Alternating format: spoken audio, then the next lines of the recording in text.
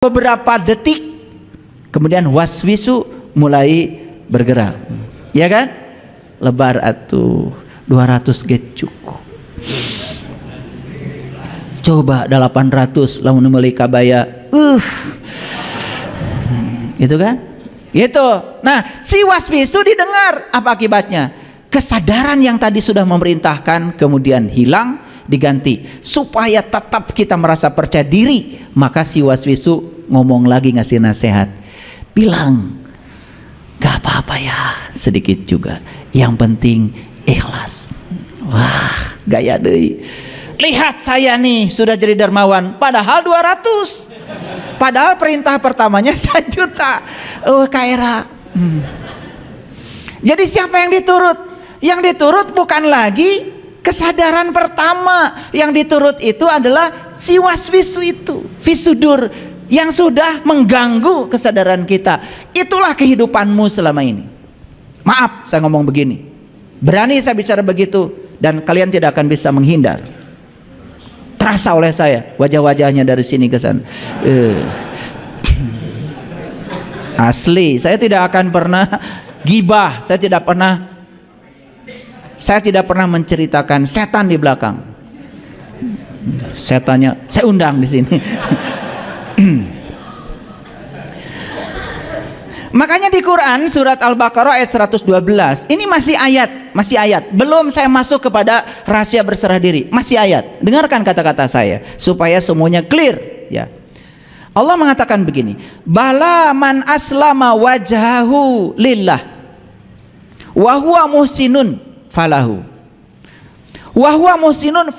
ajruhu inda rabbihi wala khaufun alaihim walahum yahzanun. Ini pintu masuk ke dunia sains. Ini pintu masuk ke dunia sains. Perhatikan saya. Bala, akan tetapi, man, barang siapa, aslama, berserah diri, wajhahu, wajah. Jadi di sini dikatakan barang siapa yang menyerahkan wajahnya seutuhnya lillah, kepada Allah. Jadi diartikan berserah diri, karena diri kita yang sejati kan sebetulnya identitasnya ada di sini. Identitas manusia di sini semua. Makanya KTP semua dari sini ke atas. Betul apa tidak? Pak RT, sekampung ini saya terkenal seksi. Tolong dong jangan dari sini ke atas, saya pengennya dari sini ke sini. Nggak bisa, identitasmu kata Pak RT dari sini kalur, tong macam-macam. Jadi identitas manusia dari sini ke atas. Maka diri itu adalah wajah. Maka wajah itu alamat, hati-hati, wajah itu alamat. Kamu melakukan kebaikan banyak akan tergambar di wajahmu, melakukan keburukan banyak akan tergambar di wajahmu. Hati-hati, karena wajah kita ini adalah alamat dari semua kebaikan dan keburukan yang kita lakukan. Hati-hati ini wajah, hati-hati. Wajah itu adalah address, alamat. Bala, akan tetapi, man, barang siapa aslama, berserah diri, wajhahu, mampu menyerahkan diri, wajahnya, jati dirinya lillah, kepada Allah, wa huwa muhsinun, baru dia akan melakukan kebaikan. Jadi syarat untuk melakukan kebaikan itu syaratnya kita harus bisa menghadapkan wajah lahir dan batin kita sepenuhnya lillah. Jangan pakai topeng lagi. Itu sebabnya pikiran ini disebutnya juga dasamuka, disebutnya rahwana, penguasa negeri Alengka. Dasamuka loba banget.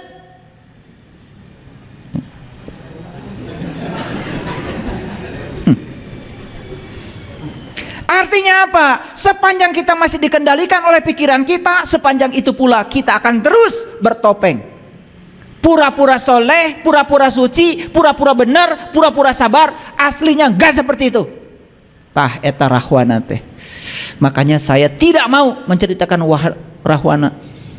Saya undang rahwananya di sini. Itulah si dasamuka yang suka bertopeng, berpura-pura. Bahkan kita berpura-pura menjadi orang lain. Teraos, teenak kalau nggak datang, padahal nggak mau datang. Sering begitu. Rahwana ada di sini. Makanya si Rahwana ini terkenal sebagai penculik Dewi Sinta. Sinta itu kesadaran. Rama itu siapa? Rama itu diri kita. Nah, diri manusia itu namanya Rama. Makanya Rama pasangannya adalah Sinta. Sinta sering dicuri oleh Rahwana. Sebetulnya itu cerita Ramayana, itu cerita diri kita. Karena kita sering kehilangan kesadaran, dicuri oleh yuwas wisu, pikiran gelap kita. Itulah yang namanya Rahwana. Bertopeng, dasa muka. Sebetulnya wajahnya bukan 10, leuwih loba. Itulah pikiran. Saya kasih tahu para sahabat, sepanjang kalian masih dikendalikan oleh pikiran hidup kalian, sepanjang itu kalian akan terus berpura-pura. Siapa yang sedang ditipu? Dirimu sendiri. Berpura-pura sholat padahal tidak sholat. Begitu Allahu Akbar, pikiran jalan-jalan kemana-mana, terus berpura-pura, tidak bisa ingat kepada Allah. Maaf, terpaksa saya harus bicara begini. Yuk, berhenti berpura-pura, temukan dirimu yang asli. Jangan jadi Rahwana. Jangan terus-menerus mencuri Dewi Sinta. Maka siapapun yang bisa berserah diri seutuhnya, wajahnya lahir batin kepada Allah, maka dia akan bisa melakukan kebaikan. Lihat saya semuanya, lihat kebaikan. Allah mengatakan di Quran, wa ahsin kama ahsanallahu ilaika. Berbuat baiklah kamu sebagaimana aku berbuat baik kepada kamu. Jadi sesuatu dikatakan perbuatan baik apabila mekanisme melakukannya seperti Allah melakukannya kepadamu. Yuk kita periksa sekarang. Apakah kita selama ini melakukan kebaikan? Periksa sekarang. Lihat Allah melakukan kebaikan. Apakah Allah melakukan kebaikan bergantung kebaikan kita? Apakah kamu melakukan kebaikan tergantung kebaikan orang pada kamu? Jawab. Rahwana. Kalau udah dibuka gini baru pada ketawa. Kemarin-kemarin susah jujur pada diri sendiri. Allah tetap baik walaupun kita tidak baik pada Allah. Jawab. Apakah kamu tetap baik walaupun orang lain tidak baik kepada kamu? Rahwana. Jadi sebetulnya saya tidak salah bicara ini di sini. Ternyata yang hadir ngaraku deh. Gak apa-apa. Lebih bagus ngaku daripada kita terus-menerus memojokkan orang. Saatnya kita melihat diri kita yang asli hari ini. Wa ahsin kama ahsanallahu ilaika. Berbuat baiklah kamu sebagaimana Allah berbuat baik kepada kamu. Jadi Allah berbuat baik itu tanpa syarat. Sementara kita berbuat baik selalu pakai syarat. Aku akan setia kepada kamu kalau kamu baik sama aku. Aku akan mencintai kamu kalau kamu terus memenuhi segala kebutuhanku. Pangeretan.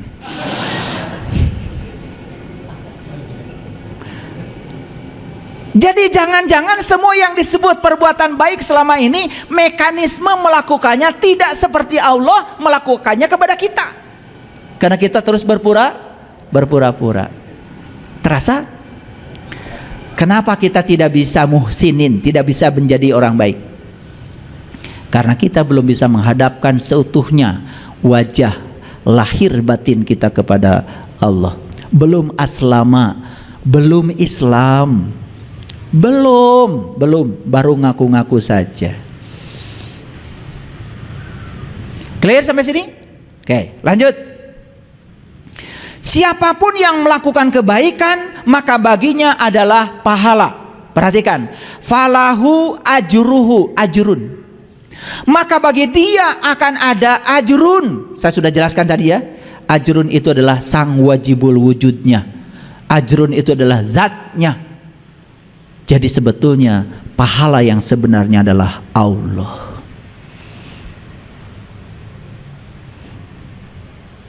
Untuk apa masuk surga kalau nggak ketemu Allah?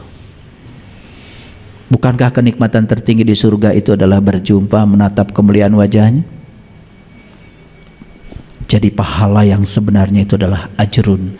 Maka di Quran kata pahala adalah ajrun. Falahum ajrun ghairu mamnun. Paham? Oke. Kalau saya bahas ajrun ini nanti perlu waktu 60 SKS.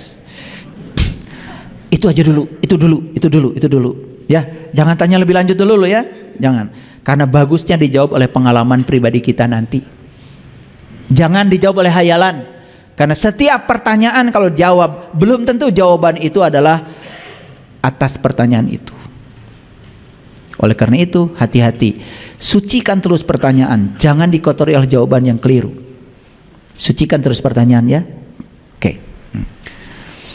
Nah, siapapun yang sudah mendapatkan ajrun, sudah mendapatkan dia. Makanya para rasul, para nabi kan doanya hasbunallah wa ni'mal wakil, ni'mal maula wa ni'man nasyir, hasbi Allah. Cukuplah engkau bagiku ya Allah, cukuplah engkau wakilku, cukuplah engkau penolongku. Makanya orang yang sudah sampai di kesadaran itu tidak pernah meminta apapun kecuali minta Allahnya. Tidak minta rezekinya, tidak minta ilmunya, cukuplah engkau ya Allah, hasbi Allah, hasbi Allah.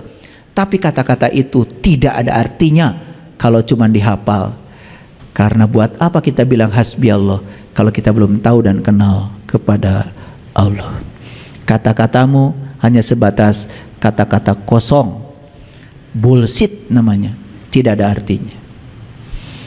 Dan kita sudah terbiasa dengan kata-kata kosong itu, terus mengucapkan kata-kata itu walaupun kita tidak mengalaminya. Sekarang isi kata-katamu dengan energi agar kata-katamu berdampak. Nah, dua yang akan diraih oleh orang yang sudah berserah diri seutuhnya kepada Allah, sudah dia melakukan kebaikan sebagaimana Allah melakukan kebaikan padanya, tanpa keinginan, tanpa muatan, tanpa syarat, unconditional. Kalau kalian sudah melakukan itu yang disebut dengan ikhlas. Jadi ikhlas yang tadi itu tidak tepat. Gak apa-apa sedikit juga, yang penting ikhlas. Ikhlas itu gak ada kata-katanya. Ikhlas itu tidak ada katanya. Kalau masih pakai kata-kata, itu tandanya belum ikhlas. Siapa yang sering mengatakan ikhlas, belum ikhlas. Bahkan yang masih merasakan keikhlasan dalam keikhlasannya, itu saja belum ikhlas. Merasa ikhlas saja itu belum ikhlas. Jadi ikhlas itu artinya sudah lepas, selesai. Makanya tidak pernah ngungkit-ngungkit kebaikan pada orang. Kamu nggak pernah tahu ya berapa besar kebaikanmu padaku, kamu tidak tahu terima kasih. Itu kata-kata yang diucapkan oleh orang-orang yang tidak ikhlas. Yang ikhlas tidak pernah mengatakan apapun. Orang mau baik mau buruk, wa ahsin kama ahsanallahu ilaika. Orang yang baik sama Allah dikasih napas, orang yang tidak baik pun oleh Allah dikasih napas. Seperti itulah cinta kasihnya Allah pada semua makhluknya. Jadi kalau ada orang yang mengajarkan Allah, katanya Allah tuh baik sama orang yang baik sama Allah, tidak baik atau mengazab orang yang tidak baik pada Allah, itu Allahnya dia harus dikoreksi. Itu bukan Allah yang asli, itu Allah buatan dia. Seperti dia. Ngerti maksud saya? Yaudah. Yang ketawa berarti otaknya cerdas. Ini ketawa belakangan, rada cerdas. Karena tertawanya belakangan. Makanya dua kata Allah, ya, wala khaufun alaihim wala hum yahzanun. Maka orang yang sudah berserah diri kepada Allah, dia sudah bisa melakukan kebaikan sebagaimana Allah melakukan kebaikan padanya. Hasil akhirnya apa? Dia tidak takut, dia tidak sedih. Nah, inilah pintu masuk untuk memasuki pada dunia sains, hasil-hasil riset tentang berserah diri. Jadi kalau baca bukunya David Hawkins tentang letting go, Kalau bacanya The Power of Now yang ditulis oleh siapa itu? Siapa? Eckhart Tolle. Wah, itu. Saya belum pernah menemukan penjelasan tentang berserah diri yang masuk akal dan bisa dipraktekkan kecuali dari dua orang itu. Maaf ya, saya sudah baca banyak kitab. Semuanya nggak jelas. Dan maaf ya, jangan tanya mereka yang berdua ini keyakinannya apa. Nanti kalian bingung lagi. Gitu ya. Saya cuma takut bingung maka ketika disebut ya.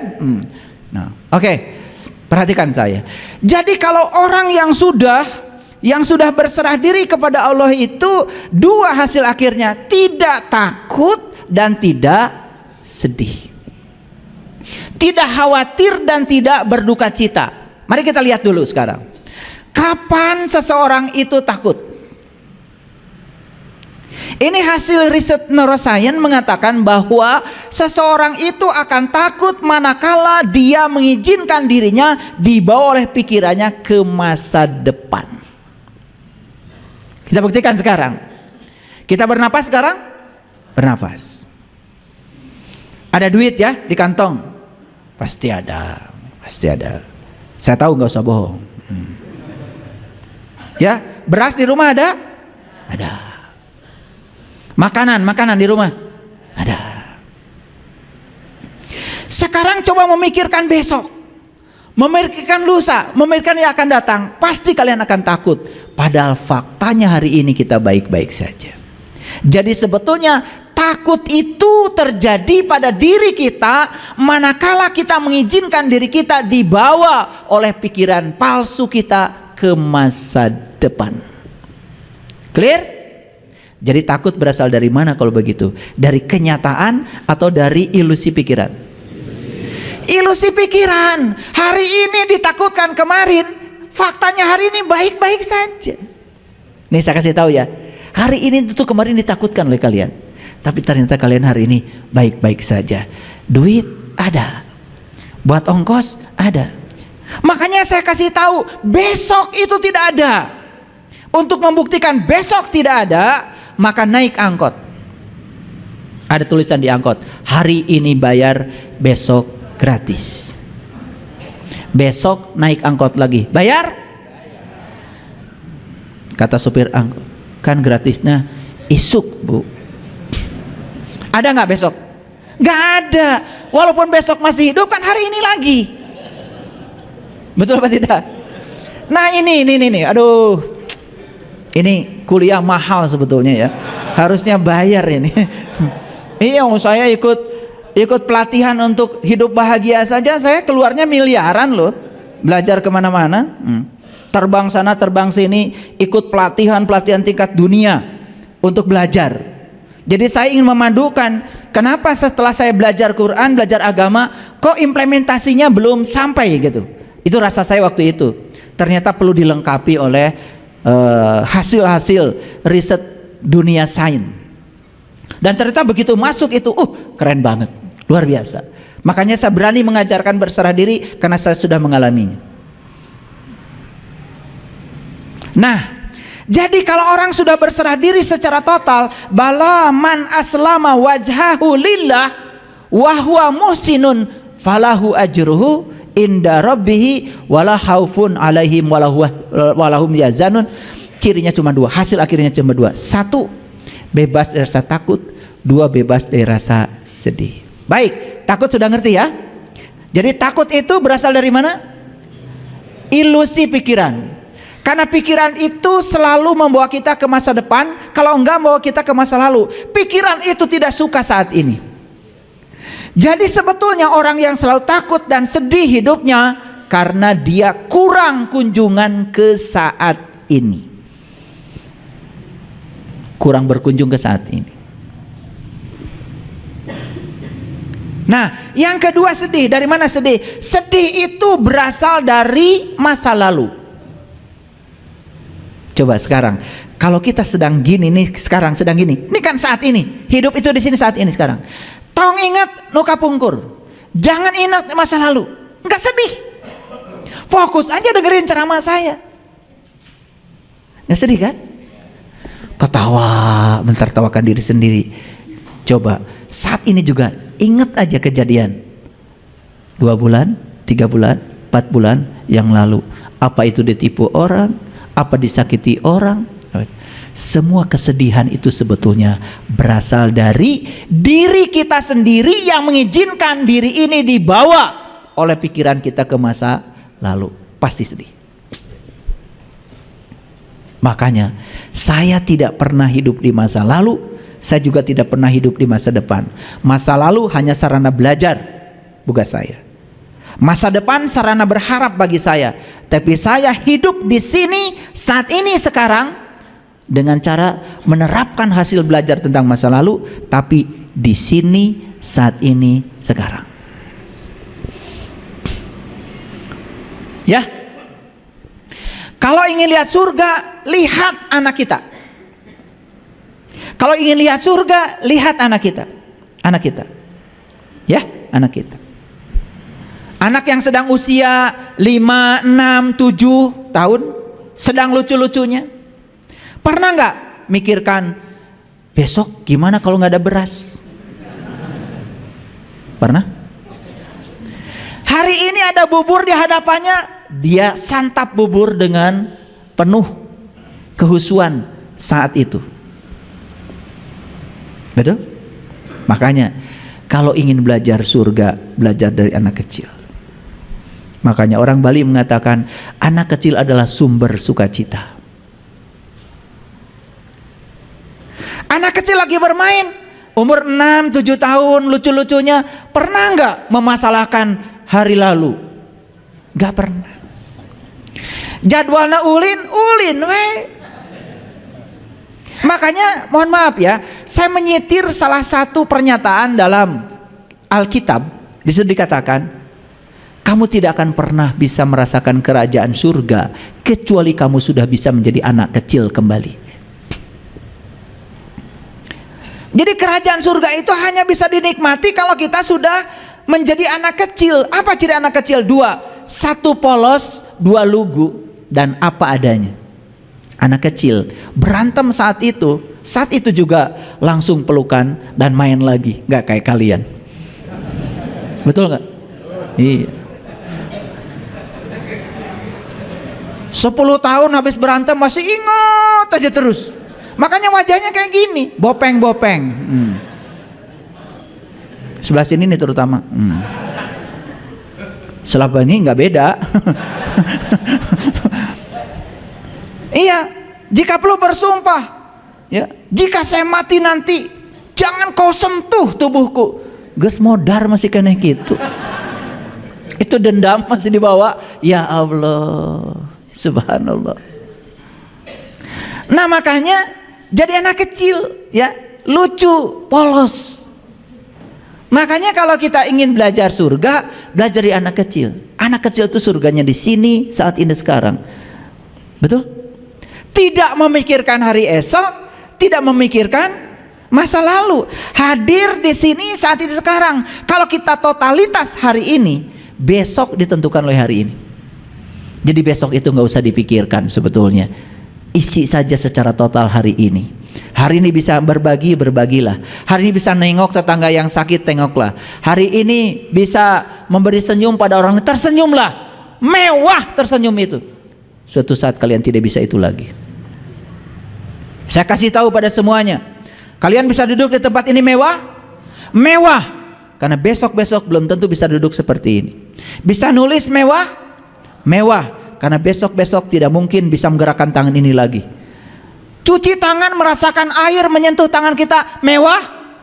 Mewah. Karena suatu saat air menyentuh tanganmu, kau tidak akan merasakan lagi dinginnya air.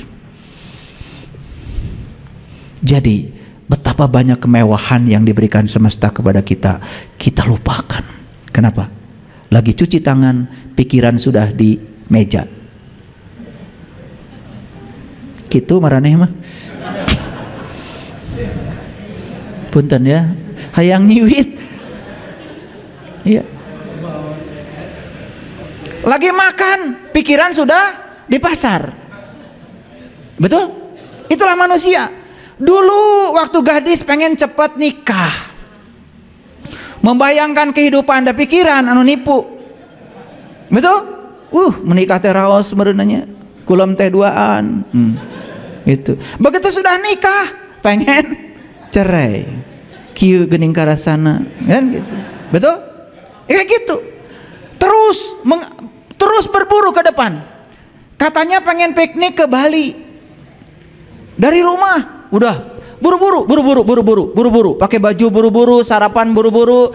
Barudak buru-buru atuh hararese.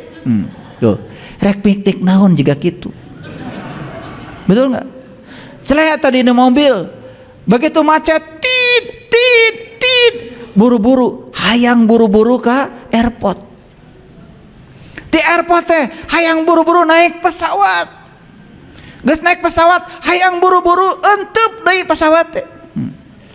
Nepi teh ka Denpasar, hayang buru-buru naik bus. Naik bus teh hayang buru-buru ke hotel, di hotel hayang buru-buru ke Kutu, di Kutu hayang buru-buru ke Jimbaran, terus wah hayang buru-buru rek iraha piknik nari maneh.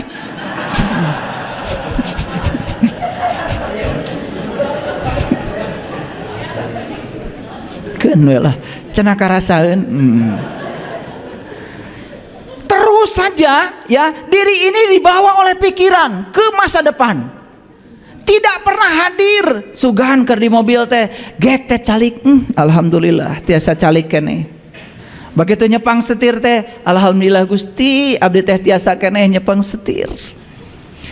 Hadir di situ saat itu, coba belajar hadir. Makanya kalau saya mau nyetir nggak buru-buru, jelek di mobil teh, alhamdulillah mewah sekali. Bisa duduk, bisa menggerakkan kaki, mewah. Sepanjang perjalanan saya nikmati. Saya dari rumah tadi tidak pengen buru-buru nyampe di sini. Enggak. Saya nikmati perjalanan saya setel musik meditasi, saya setel lagu Ebit, saya nyanyi, hadir aja di situ saat ini, cecelewengan, sorangan.